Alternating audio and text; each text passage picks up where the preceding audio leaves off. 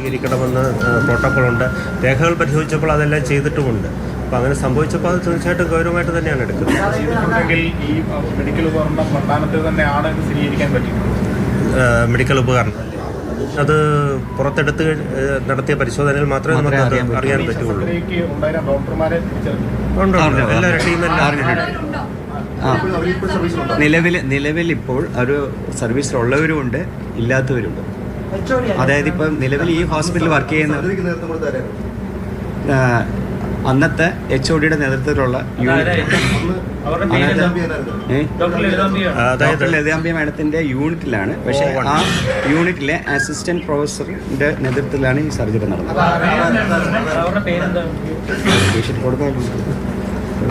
ഇന്നത്തെ നമ്മുടെ കേസിൽ രേഖപ്പെടുത്തിയിരിക്കുന്നത് ഡോക്ടർ ഷാജിദ.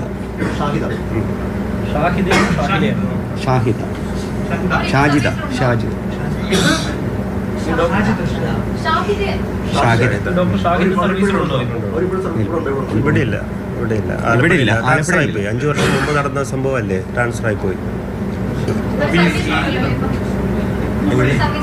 സർവീസ് ഇവർ ഇന്നലെ പറയുന്നത് ഈ സംഭവം കഴിഞ്ഞ 18-ാം തീയതി കണ്ടെത്തി, പക്ഷെ അത് പുറത്ത് പറയരുത്, നമുക്കിവിടെ തന്നെ അത് പാടിക്കാനുള്ളൊരു കാര്യം 2 ഡോക്ടേഴ്സ് മുറിയിലേക്ക് വിളിച്ച് പറഞ്ഞു എന്നാണ് പറയുന്നത്. ഇല്ല, അങ്ങനെ പറഞ്ഞിട്ടുണ്ടാവില്ല. നമ്മളിവിടുന്ന് എല്ലാ സഹായങ്ങളും ചെയ്തു തരാമെന്നും എത്രയും പെട്ടെന്ന് ഈ കാര്യങ്ങൾ ചെയ്തു തരാമെന്നുമാണ് ഉറപ്പ് നൽകിയത്. അതനുസരിച്ചുള്ള പരിശോധനകളെല്ലാം ഇന്നലെ തന്നെ പെട്ടെന്ന് പൂർത്തിയാക്കാൻ പറ്റിയിട്ടുണ്ട്. പക്ഷേ അഡ്മിറ്റ് ചെയ്ത് ചെയ്യാം എന്ന് പറഞ്ഞപ്പോൾ അവർക്ക് ഇപ്പോൾ പറ്റുകയില്ല, ബുദ്ധിമുട്ടുണ്ട് എന്ന് പറഞ്ഞ് അവരെ സൗമ്യമായി പോവുകയായിരുന്നു. ഈ പ്രോട്ടോകോൾ പാലിക്കപ്പെടണമെന്നുണ്ട്. അപ്പോൾ ഈ പ്രോട്ടോകോൾ പ്രകാരം അവർ ഡോക്ടർ എഴുതാൻ സംസാരിച്ച് പറഞ്ഞത്, അതായത് നമ്മുടെ സ്ക്രബ് നഴ്സും അതോടൊപ്പം തന്നെ ഫ്ലോർ നഴ്സും സംവിധാനമുണ്ട്. അപ്പോൾ 38 വർഷമായിട്ട് ഈ ഫ്ലോർ നഴ്സ് എന്ന സംവിധാനം ഇല്ലാതെയാണ് ഈ ഓപ്പറേഷൻ നടത്തുന്നതെന്നാണ് അവർ പറഞ്ഞത്. അപ്പോൾ അതിനകത്ത് ഫസ്റ്റ് പ്ലേസ് സാധാരണ എങ്ങനെയാണ് ചെയ്യേണ്ടത്. പക്ഷേ നമ്മുടെ ഈ ഗവൺമെൻറ് സാഹചര്യത്തിൽ സ്റ്റാഫുകളുടെ അഭാവം കൊണ്ട് നമുക്ക് ഈ ഫ്ലോർ നഴ്സും സ്ക്രബ് നഴ്സും എന്നുള്ള രീതിയിൽ നമുക്ക് മുന്നോട്ട് പോകാൻ പറ്റാത്തൊരു സാഹചര്യമാണ്.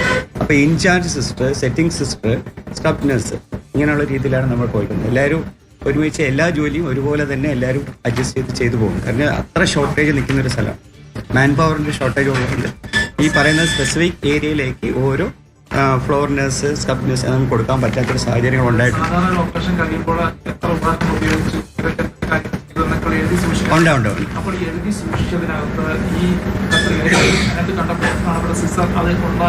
അല്ല, അത് നമ്മൾ അന്വേഷിക്കുന്നുണ്ട്. അപ്പോൾ അത് അന്നത്തെ നഴ്സുമാരുടെ അത് കൃത്യമായി അവർ രേഖപ്പെടുത്തിയിട്ടുണ്ട് എന്നുള്ളതാണ് ഈ കേസ് ഷീറ്റും കാണിക്കുന്നത്.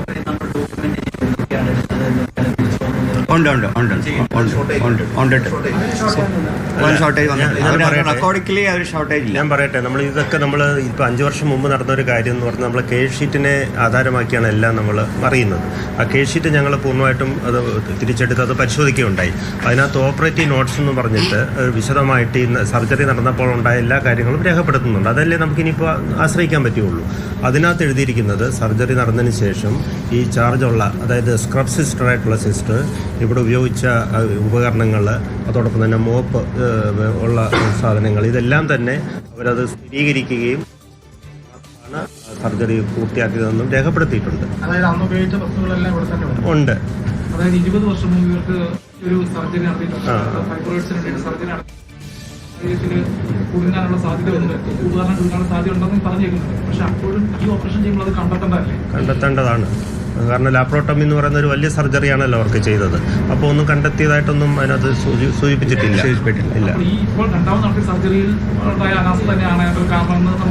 നമുക്ക് രേഖാമൂലം നമുക്ക് ഇതെല്ലാം അവർ പറയുന്നത് അവർ എണ്ണി തിട്ടപ്പെടുത്തിയതിന് ശേഷമാണ്. അത് അതിൻ്റെ രേഖപ്പെടുത്തി ഇല്ലായിരുന്നെങ്കിൽ ഈ പറഞ്ഞ കാര്യങ്ങളെല്ലാം നമ്മൾ ഊഹിച്ചതിന്. പക്ഷേ അതിനകത്ത് പറയുന്നത് അവരെല്ലാം ചെയ്തിട്ടുണ്ടെന്നുള്ളതാണ് ഈ ഓപ്പറേഷൻ അസിസ്റ്റ് ചെയ്ത സ്ക്രബ് സിസ്റ്ററിൻ്റെ നോട്ട്. അപ്പോൾ അത് ഉപകരണം ഈ വയറ്റിനകത്തുണ്ടായിരുന്നല്ലോ, അപ്പോൾ അത് മുൻപ് ഒരു സർജറിയിൽ വെച്ച് മറന്നതാണെങ്കിൽ ഇപ്പോൾ അത് കണ്ടെത്താൻ കഴിയുമല്ലോ. അല്ല, ഇതൊരു വലിയ കണ്ടെത്തലില്ലാത്തതുകൊണ്ട് ഈ ലാസ്റ്റ് സർജറിയിലാണ് ഈ ഉപകരണം വെച്ച് മറന്നതെന്ന് സ്ഥിരീകരിക്കാൻ കഴിയുമല്ലോ എന്നുള്ളതാണ് ചോദ്യം.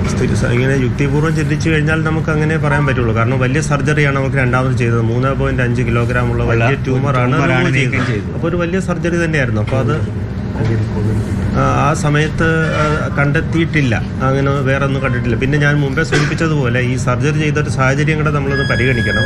2021 കോവിഡിൻ്റെ 2ാം തരംഗമുള്ള സമയത്ത് സാധാരണ ഇവർ ചെയ്യുന്ന ഒരു അന്തരീക്ഷത്തിലല്ല ഈ ഡോക്ടർമാരും സിസ്റ്റർമാരും എല്ലാം ഈ സർജറി ചെയ്തത്. അതുകൊണ്ട് നമ്മളൊന്ന് മനസ്സിലാക്കണമെന്നേ ഉള്ളൂ. ഞാനതിൽ ലഘൂകരിക്കുകയല്ല, എങ്കിൽ പോലും PPE കിറ്റിട്ടും ഗോഗിൾസ് ധരിച്ചും ഒക്കെ വളരെ പരിമിതമായിട്ടുള്ള ചില സാഹചര്യങ്ങളിലാണ് അവർ സർജറി ചെയ്തത്.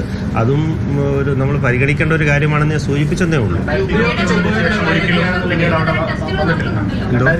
പക്ഷേ പിന്നെ അവർ വന്നതായിട്ട് രേഖകളൊന്നുമില്ല. പിന്നെ അവർ ഉപകരണങ്ങൾ ഏതൊക്കെയാണെന്നുള്ളത് മനക്കണക്ക് വെച്ചു എന്നതാണ് ലളിതാംബിക ഡോക്ടറെ അവർ പറഞ്ഞത്. അങ്ങനെ റെക്കോർഡിങ്ങിൽ എഴുതി വെക്കാൻ കഴിയില്ല. ആ സമയത്ത് ഇതിന്റെ ഒരു സ്റ്റാഫിന് കുറവുള്ളത് കൊണ്ട് തന്നെ മനസ്സിൽ വെച്ചു എന്നുള്ളത്, ഏതൊക്കെ എടുത്തു ഏതൊക്കെ തിരിച്ചു വെച്ചു എന്നുള്ളത്, അല്ലാതെ റെക്കോർഡിങ്ങിൽ അങ്ങനെ ഒരു അല്ല, അവരുടെ നഴ്സുമാരുടെ റെക്കോർഡിക്കൽ നോട്ട്സിനകത്ത് അവർ കൃത്യമായിട്ട് രേഖപ്പെടുത്തിയിട്ടുണ്ട്. ഫ്ലോർ നേഴ്സ് ഇല്ലാത്തൊരു കുറവ് ആ സമയത്ത് ഉണ്ടായിരുന്നു. ഈ സ്ക്രബ് സിസ്റ്റർമാരും ഫ്ലോർ സിസ്റ്റർമാരും എന്നുള്ളൊരു WHO ഒരു ഗൈഡ് ലൈൻ ഉണ്ട്. നമ്മൾ 2024 മുതലാണ് ആ ഒരു പ്രോട്ടോക്കോൾ ഉള്ളത്. പക്ഷേ നമ്മുടെ ഈ മാൻ പവറിൻ്റെയൊക്കെ കുറവ് മൂലം നമുക്ക് കൃത്യമായിട്ട് ആ പറയുന്ന രീതിയിൽ ഇതിനെ ഡിവൈഡ് ചെയ്യാനൊന്നും സാധിച്ചില്ലെങ്കിൽ പോലും അതിൻ്റെ ഫംഗ്ഷനുകളെല്ലാം നമ്മളിവിടെ ചെയ്യുന്നുണ്ട്. അതായത് ഒരു ഇൻചാർജ് സിസ്റ്റർ ഉണ്ട്, ആ സിസ്റ്റർ ഈ ഫ്ലോർ സിസ്റ്ററിൻ്റെ ഡ്യൂട്ടി ചെയ്യും, സ്ക്രബ് സിസ്റ്റർ ഈ സർജറി അറ്റൻഡ് ചെയ്യുകയും ചെയ്യും.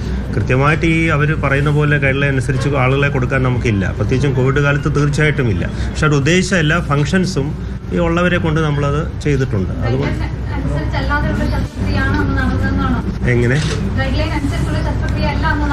അല്ല, ഗൈഡ് ലൈനും പിന്നെ ഫോളോ ചെയ്തുകൊണ്ട് തന്നെ, പക്ഷെ നമ്മുടേതായിട്ടുള്ള ലിമിറ്റേഷൻസിൽ നിന്നുകൊണ്ട് അങ്ങനെ ചെയ്തു എന്നേ പറയാൻ പറ്റത്തുള്ളൂ. ഗൈഡ് ലൈൻ ടെക്നിക്കലി ഒരു മെഡിക്കൽ വിശദീകരണം വേണ്ട ഒരു കാര്യമാണ്. അതായത് 50 വർഷം വരെ ഈ കത്രികയിരുന്നാലും പ്രോബ്ലമില്ല എന്ന് പറഞ്ഞാൽ അതിനകത്ത് വാസ്തവമുണ്ട്. അതായത് നമ്മളിപ്പോൾ ഈ പിന്നെ ഇതുണ്ടല്ലോ, ഓർത്തോ പ്രൊസീജിയറൊക്കെ ചെയ്യുമ്പോഴത്തേക്കും നമ്മൾ സ്റ്റെറൈൽ നീഡിലുകൾ, പിന്നെ ചില ഇംപ്ലാന്റുകളൊക്കെ നമ്മൾ അങ്ങനെ വെക്കാറുണ്ട്. അപ്പോൾ അത് സ്റ്റെറൈൽ ആയതുകൊണ്ട് പ്രത്യേകിച്ച് യാതൊരു തരത്തിലുള്ള സിംറ്റം ഉണ്ടാക്കത്തില്ല. ഇപ്പം തന്നെ അവർക്കുണ്ടായ സിംറ്റം എന്ന് പറയുന്നത് ഇതുകൊണ്ടുള്ളതായിരുന്നു എന്ന് എനിക്ക് തോന്നുന്നില്ല. കാരണം അവർക്കൊരു സ്റ്റോണിൻ്റെ പ്രശ്നം ഉണ്ടായിരുന്നു എന്നാണ് കണ്ടെത്തിയത്, ബ്ലാഡർ സ്റ്റോൺ. അതായിരിക്കും അവർക്ക് യൂറിനറി സിംറ്റംസ് ഒക്കെ ഉണ്ടാക്കിയത്. 2 മാസമായിട്ട് അവർക്ക് യൂറിനറി സിംറ്റംസ് ഉണ്ടായിരുന്നു. ബ്ലഡൊക്കെ പോയപ്പോഴാണ് അവർ ഡോക്ടറെ സമീപിച്ചത്. യൂറോളജിസ്റ്റിനെയാണല്ലോ കണ്ടത്. അപ്പോൾ അതെല്ലാം തന്നെ ഈ ഉണ്ടായ സ്റ്റോണിൻ്റെ പ്രശ്നം കൊണ്ടുണ്ടായതായിരിക്കണം. യാദൃശ്യമായിട്ട് ഇതിപ്പോൾ കണ്ടെത്തി ഒരു എക്സ്റേക്കകത്ത്. അതാണ് ഇപ്പോൾ സംഭവിച്ചത്. ഗൗരവമായിട്ട് തന്നെയാണല്ലോ നമ്മൾ കണ്ടത്. അങ്ങനെ തന്നെയാണ് കണ്ടിരിക്കുന്നത്. സർജറിയിൽ ഉണ്ടായിരുന്നവര് അറ്റൻഡ് ചെയ്ത സിസ്റ്റർമാർ പലരും ഉണ്ട്, അത്രേ ഉള്ളൂ. ഉണ്ട്. അതായത് അന്ന് HOD ആയിട്ടുണ്ടായിരുന്ന ഒരു മാഡം മാത്രം ഇപ്പോൾ സർവീസിലില്ല. മാഡം റിട്ടയർ ചെയ്തു. ബാക്കി എല്ലാവരും പലയിടങ്ങളിലായിട്ട് സർവീസിലുണ്ട്. അല്ലേ നമുക്ക് തിരുവനന്തപുരം ഞങ്ങൾ തിരുവനന്തപുരത്തായതുകൊണ്ട് ഓൺലൈനിൽ സംസാരിക്കാനായിട്ട് സമിതി ചെയ്യുന്നുണ്ട്. എൻക്വയറി കമ്മിറ്റി ചെയ്യുന്നുണ്ട്. ഞങ്ങളായിട്ട് സംസാരിച്ചിട്ടില്ല.